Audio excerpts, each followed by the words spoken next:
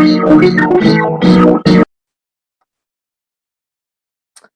there, this is Jacob Nash. This is a review of Module 21, Taste, Smell, Touch.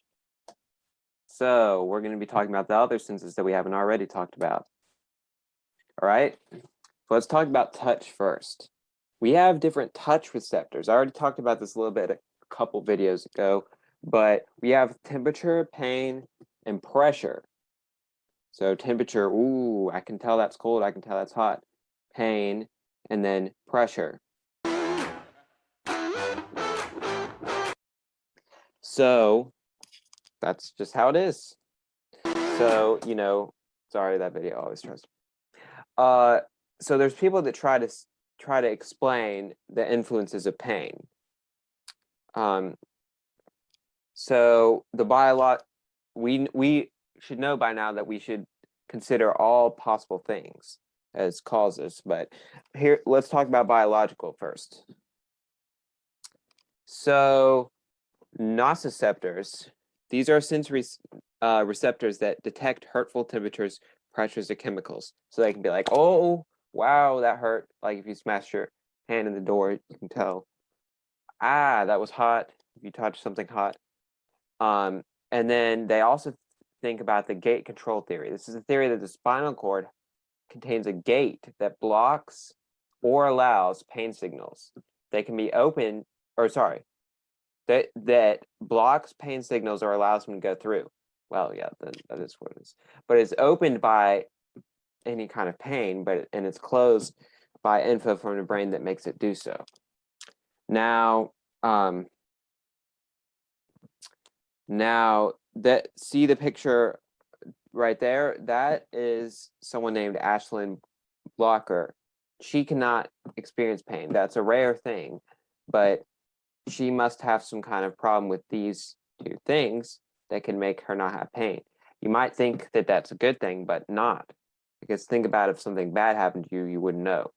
And then there could be worse consequences. Okay, psychological influences. People can say that you can have memories of pain. Pain can be influenced by your attention to it. So if you take your mind off of it, then it won't be as bad. Learning-based experience, you just learn to get over pain.